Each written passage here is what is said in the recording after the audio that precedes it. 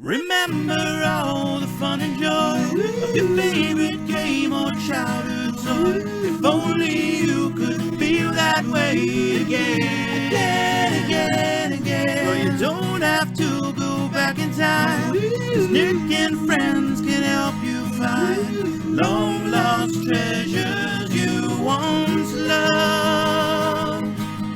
Let's go hunting nostalgia. Welcome to Hunting Nostalgia. Today is a really fun episode. I'm taking you to see a very unique collection. Downtown Pittsburgh, home of Bruno Sammartino, the longest reigning WWF champion in the history of wrestling. And I'm taking you to see my friend Dustin. Somewhat of a history lesson today. If I have a question about something from the 80s and 90s, this is the man I go to. There is so much jam-packed into that time period of toys that you can't possibly know it all. And I'm thrilled to have friends like this to show you and to teach me about all of these items. And I want to take you first to where his collecting journey began. A little five and dime shop right here in Oakland, Pennsylvania called Guido's. And his opponent, weighing in at 248 pounds, ladies and gentlemen, the living legend of wrestling, Bruno Sammartino. This is going to be one of the greatest matches ever on television. Just a few steps down the street from the Cathedral of Learning in Oakland, Pennsylvania, there used to be this little five and dime shop called Guido's. And sadly, these places are going by the wayside faster than we want them to. You know, these places are dying off because of, stores like Walmart, Target. These places, they just can't last. But Dustin, who lives right over the hill, he used to walk here with his family members, and he would buy wacky packages, and he would buy Garbage Pail Kids. This actual poster, which I don't want to get soaking wet because it rains 80% of the year here in Pittsburgh, this is what used to be on the window here. This is what attracted him to this place. Look at that. How cool is that? And we're about to see something so amazing today that I don't even want to tell you anything about it. Let's just go take a look and see what the Bat King has for us today.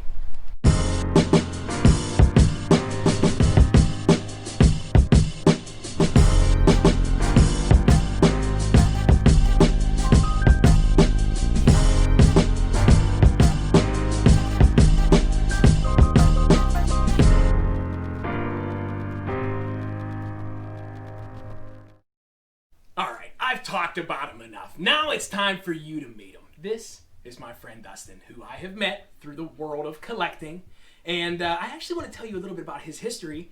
His history, literal history. You were a history major. That's what your degree is in, history. Yep. History and collecting, they go hand in hand with each other. I mean, collecting is literally our history. You know what I mean? Like, that's our history. And this specifically, right here, you taught me something about this that I had no clue. This was an awesome piece that you gave me. I think of Dustin as like my Mr. Miyagi, my Master Splinter of toys. Like, I look to him for advice. I always ask him things because I do not know everything. I know wrestling. Whenever I have a question about something else, he is definitely one of the number one people that I go to. So this has a little bit of a history lesson that goes with this. It does indeed. Tell me what this has to do with the Cincinnati Union Terminal. Now, in Cincinnati, that was also the home of the Kenner plant. Very true. Yes, Kenner. Star Wars, started with Kenner, and when Star Wars was winding down, they got the license for the DC Superpowers line. And they decided to make the Hall of Justice. Wow. And they based the Hall of Justice on the old Union Terminal building. We actually went to Cincinnati last year, and there's a picture of Sarah and the girls in front of the there's actually a really cool children's museum in there if anyone is near the Cincinnati area. But that is what they based this on. Wow. And you can open it up. And this actual Hall of Justice was my friend Tim's when he was a kid, and he actually just gave it to me this summer because he said he knew I would appreciate it more than he does. See, the world of collecting yet, you know, that's why he gave this to you, because he knew you would appreciate it and respect the history of this. I never knew that. How cool is that? That this was a real place. The Hall of Justice was a real place. And, I mean, that's awesome. But this is something you actually, I mean, you and your girlfriend Sarah share a passion for collecting. I mean, you know, just like you, I'm going to say her interests are a little bit different as well. Her collections are what? The Orange Bird, Disney Orange Bird, yes, and the Creature from the Black Lagoon. yes. Two things you don't necessarily think of being, you know, linked together, but that is really, really cool. And this is something that you created to display your pieces of nostalgia. Tell me a little bit about this. Well, these are the Food Fighters from Mattel, and that's the whole line and an extra Wow. little bonus guy in there.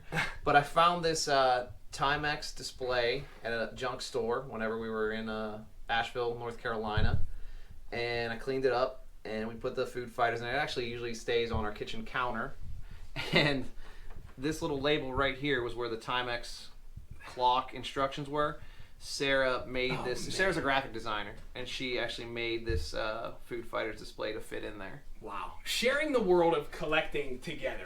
How cool is that? I love the fact that you have old photos of your toys. So I actually brought some old photos of my toys. And they're not quite as good as yours. But like let's see. I want to see the one where you made the actual first trade for your Cobra bat. Ah, yes. Okay. This one here. That's the original Cobra bat that I had as a kid. All these figures in here, I traded a kid who I was friends with for those ones because I didn't get any G.I. Joes until 1985 or 86, and those are all 1984 figures except for the bat. That is unbelievable. And look, see, I mean, that's awesome. I mean, that is cool. That's your hunting picture. You know Oh, what I yes. mean? See, this is me right here, and I'm on top of a Pipeworks doing the walk like an Egyptian with my Junkyard Dog figure. A little bit different, you know, a little bit different. But this is the part of your collecting that I appreciate and I love so much is this. Like, look at that. Here's my Ninja Turtles at the beach, and if you look in real close, there's a Food Fighter right there. That's Lieutenant Leg, Oh my all gosh. set up on a sandcastle. That's amazing. That is history. Like I said, history and collecting, it goes hand in hand. This is your history. This is my absurd, ridiculous history. But I'm not going to beat around the bush. I'm not. I am here to see the Cobra bats from the Bat King. I suppose that could be arranged. Yeah, let's go! What are those things? They look like robots. Battle Android Troopers! Forward and destroy! We keep blasting, but they don't drop. There ain't no way to make them stop. Superb! All right, now I have said the Bat King over and over and over again. But you're not going to really get the full grasp of the Bat King until you see this. This is my friend Dustin, and I look at him as someone to get a toy advice from all the time. There are so many things that I have no clue about, G.I. Joe's being one of them. So whenever I have a question like that, this is the man I go to. Sometimes he doesn't know the answers, but I gotta say, most times you do know whatever I'm I'll find the answer. You'll if I find don't the know answer. it, I will ask somebody that might know. Well, this is such a unique collection. It's one guy. I mean, you have bits of everything. You have tons of G.I. Joes, but why that one guy? Why the Cobra Bat? What is it about him you love so much? Well, it's a robot. I mean, that's Okay. always fun, and you can That is fun. You can interchange his hands, which was always I thought was cool. And I always wanted one when I was a kid. I traded a guy 4 figures when I was a kid to get one. Wow. It was nowhere near as nice as these ones I have now. And I wish I still had that one, but I do not have that one anymore. That's the 4 one. for 1. That's a Yes. heck of a trade, man. Oh, yes. Now, can I Go ahead. Okay. Now this is him. This is the Cobra Bat. What does BAT stand for? Battle Android Trooper. Battle Android Trooper. How cool. Now, why is this guy not allowed to join his brothers in the rest of the cases here? Well, all the other bats in there are 100% complete, and that guy has a broken claw. In his backpack. Oh, you can't have a broken claw and join the other Doesn't make bats. the cut. So how many is here? There's 100 behind me. There's 24 in there. Oh my And there's gosh. one resealed on a card, and then there's 2 international ones up there. So you have a total of 127 Cobra Bats? That sounds about right. Holy moly. That's insane. I mean, There is a little bit of insanity in everybody's collection. Trust me, I'm the most ridiculous and most insane of them all. But this is so cool. We gotta get a closer look at these Cobra bats. Look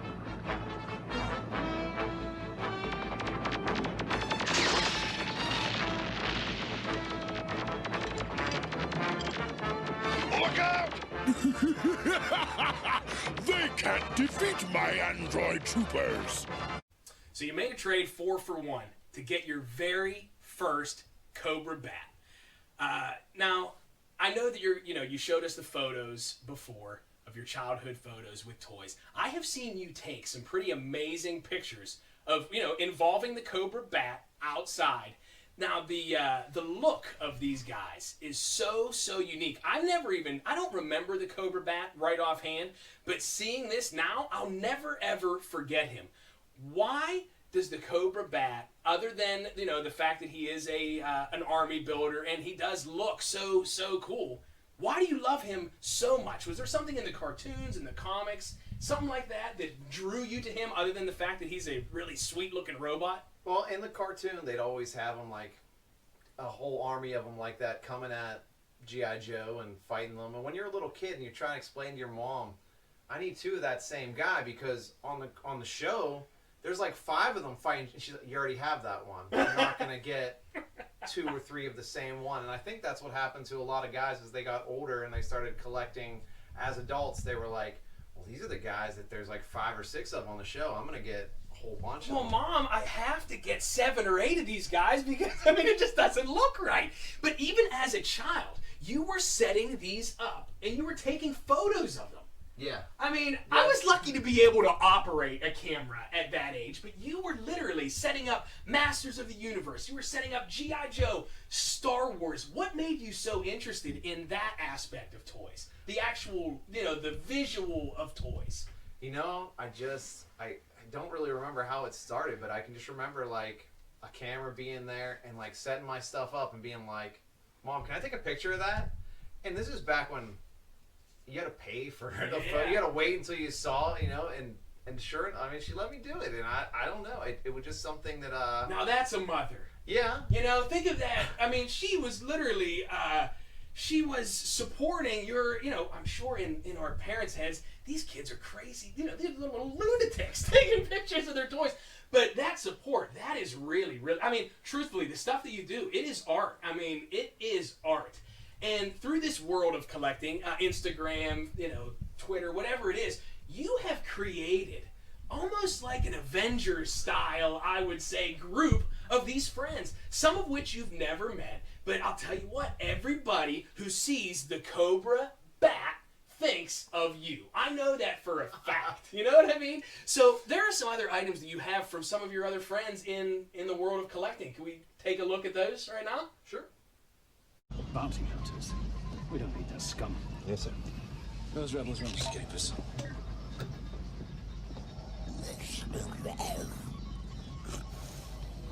Sir, we have a priority signal from the Star Destroyer Avenger. Right.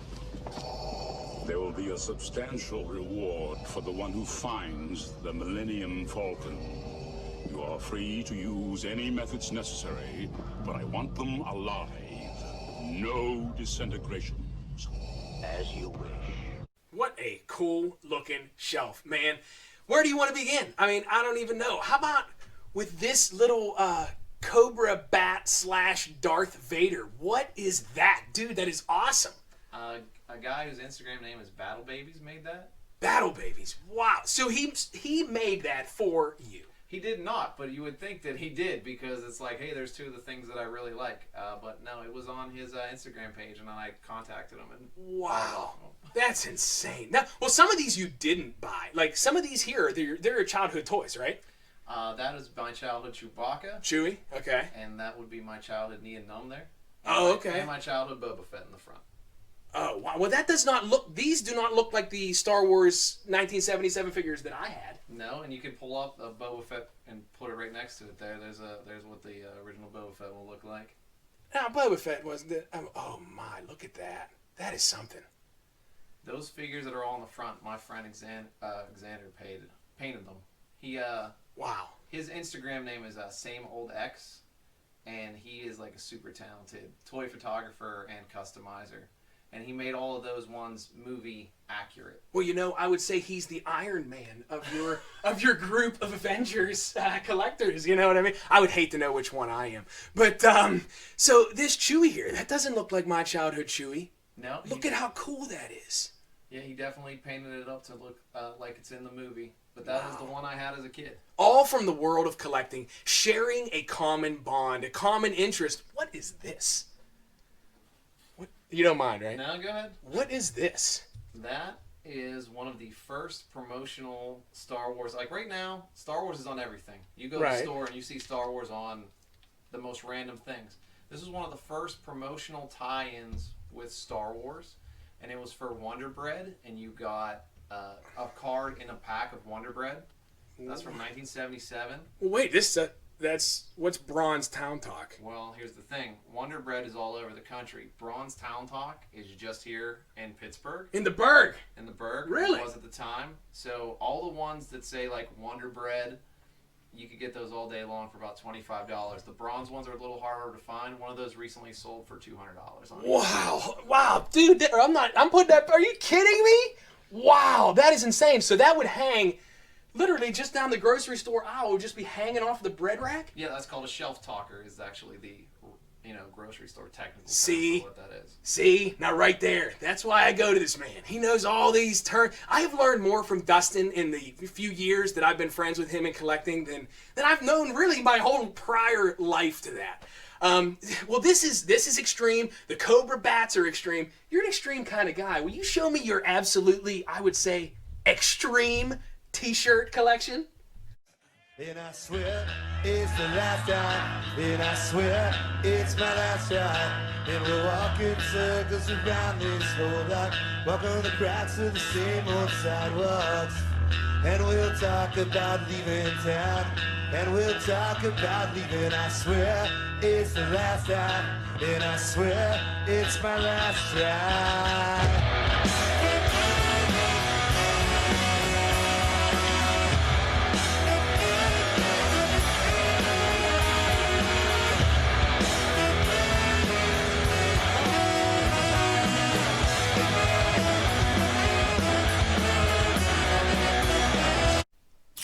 Dustin, you have, 1,000 of these these rock and roll t-shirts? I'm sorry, I'm so old, rock and roll. But look at this. I mean, these are amazing. You're not going to see these after the year that this band had made this shirt. They're probably gone after that, right? They are. Okay, I mean, out of the thousands of shirts that you have, you got to pick one right now that's your absolute favorite. Is it in this rack?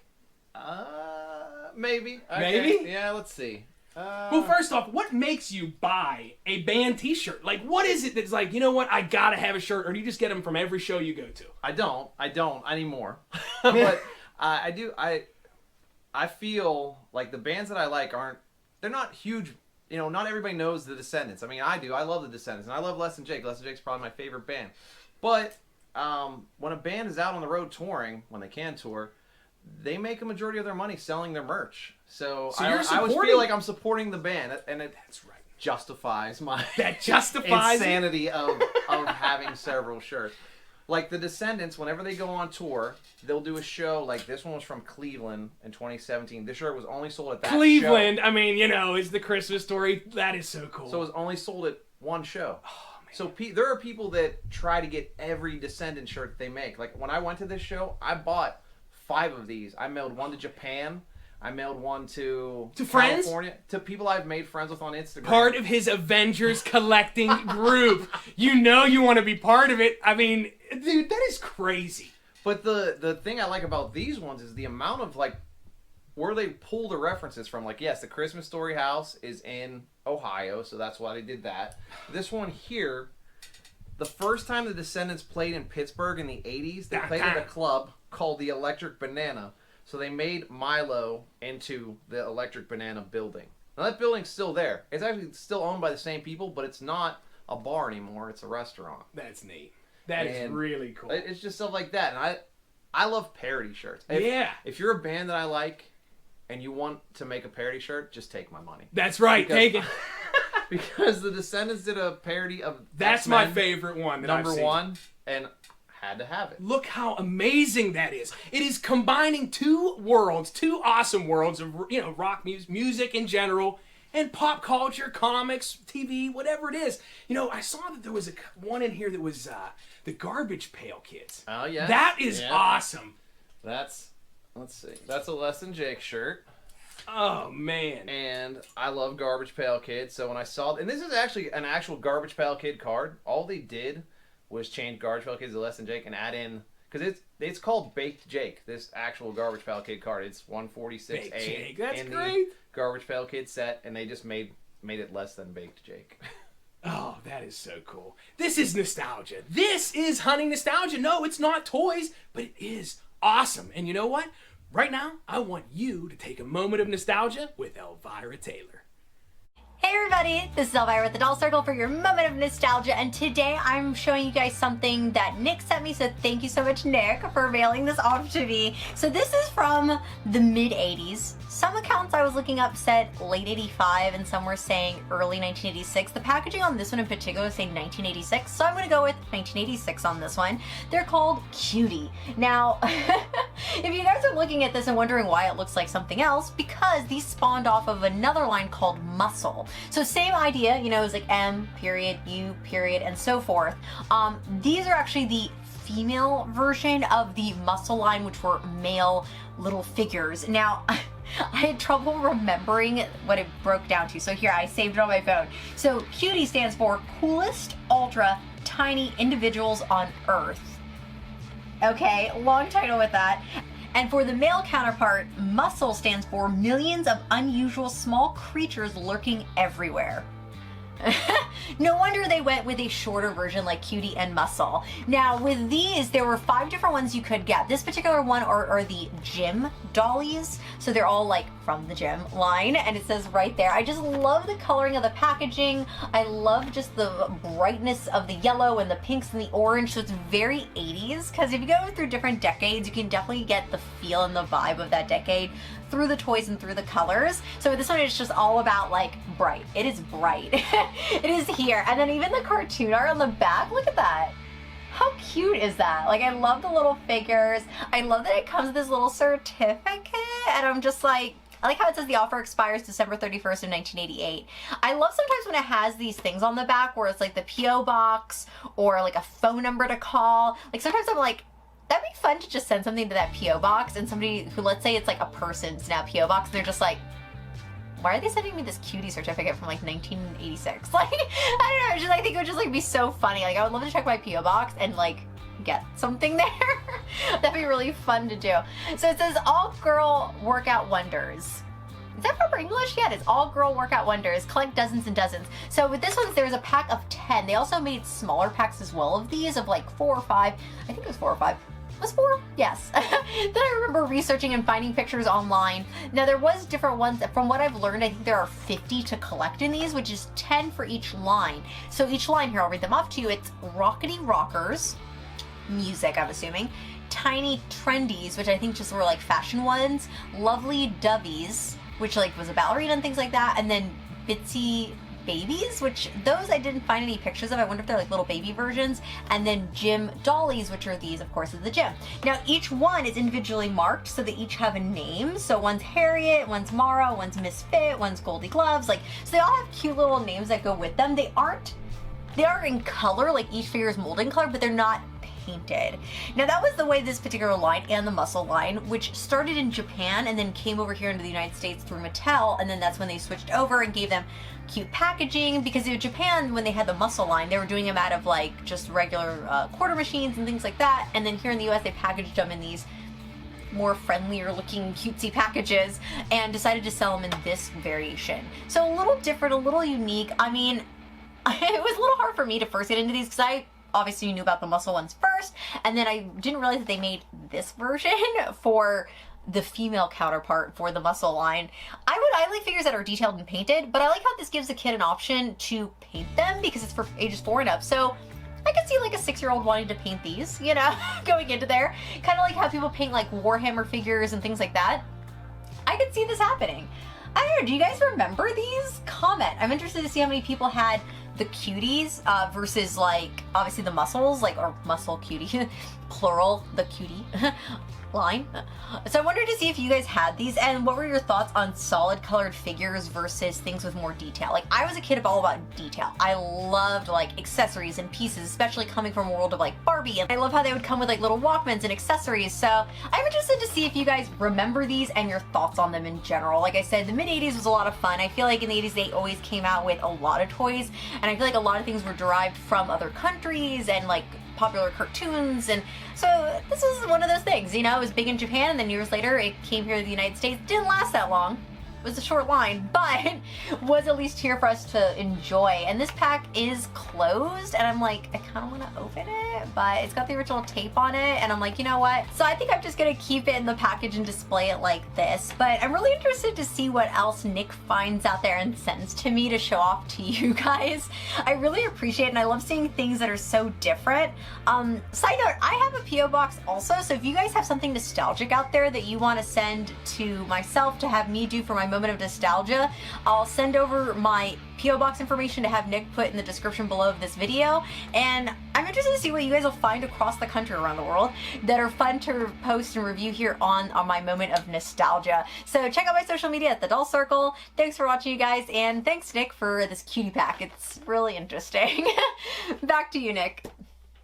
Thank you, Elvira. I love finding items for you because it gives me another range of items to look for. I'm not out normally buying cutie figures, you know, but I'm glad that you like them. So awesome. Perfect, Elvira.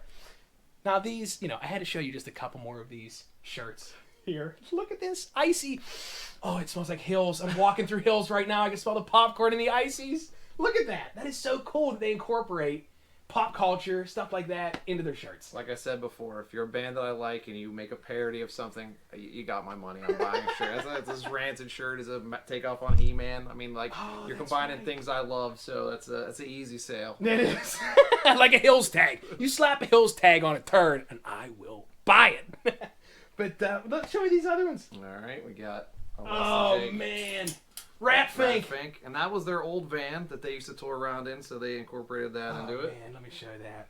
Look at that. I just recently have figured out who this sucker is. I never knew Ratfink, but if you go back to episode 1 of Hunting Nostalgia, I learned all about Ratfink. That is sweet. Do you know who designs these? Like, who makes that? Sometimes I do. This one I actually don't know. Sweet, are you saying some members of the band design these sometimes? No, they usually have outside, unless the band is really like has a good artist in it. No, but like that's so cool though. Yeah, that's so neat. There's a NoFX take up on that. Obviously, the Tricks Rabbit. NoFX are for kids. Look at him. That's so cool. I love that. That just this looks old. Like, that looks like an old shirt. It does, yeah. You probably can remember at least most of these when you got them. I do. Oh, that's awesome. I remember the show I was at. Then this is NoFX. That's the lead singer from NoFX, Fat Mike, made to look like Alfred E. Newman. And this I actually do know the artist. The artist's name is Chris Shari. He does a lot of the artwork for the Descendants. Oh, that is cool. Oh, so he NoFX and Descendants. He does a lot of artwork for the punk rock bands. That is neat. That is really, really neat. And that's a Screeching Weasel take on the Silver Surfer. That is so cool. And God, I love it. The Suicide Machines take on Starbucks. Oh, man. Wow. You know, it doesn't always have to be toys. Anything can give you that feeling of nostalgia. And this, it reeks of nostalgia. Thank you very much. This is Dustin. This is the leader of the Avengers collecting squad right here. That's Captain America himself. Who am I? Come on. Who am I? I don't know. I mean, Ant-Man? Ant-Man? What? First off, I'm a big fan. Appreciate it. So who the hell are you? I'm Ant-Man. Ant-Man? What, you haven't heard of me? Collectors assemble. I hope that you had just as much fun as I do every single time that I get to hang out with Dustin. And I learned something. You know, how neat is that connection between the Kenner factory in Cincinnati, Ohio, and the Hall of Justice, the DC Hall of Justice? I had no clue that that was based off of a real place. But now I do, thanks to being friends with Dustin. I just think that's such a cool thing. His appreciation and his connection that he makes between history and collecting is amazing. Because collecting, we are collecting our own history. I mean, that is what collecting is. You're collecting your own history. And Dustin has appreciated that since he's been a little kid. I mean, he was taking his Polaroid camera, he was going to the beach on vacation, and he was bringing his Masters of the Universe so he could set up a display at the beach and take a photograph. That's amazing. You know, to think of something like that at such a young age is unbelievable. I never would have thought of that. I was too busy walking like an Egyptian and acting like the Hulkster, you know. I never would have thought of something like that, but I'm sure glad that he did, because now we have those time capsules to look at now, and it's amazing. It's absolutely amazing. But he may be too humble to say it, but I will not be. He is an amazing toy photographer. The stuff he does is amazing, and it's so cool to see. I absolutely love it. I hope he does it forever. But I appreciate him very much inviting us into his home and getting to see his amazing Cobra Bat collection. The king of the Cobra Bats let us see his just astonishing army builder collection, among of his other stuff. But, I mean, it was fantastic to see. And Elvira Taylor, with probably the cutest moment of nostalgia in the history of nostalgia. This is Hunting Nostalgia. Let's go hunting nostalgia.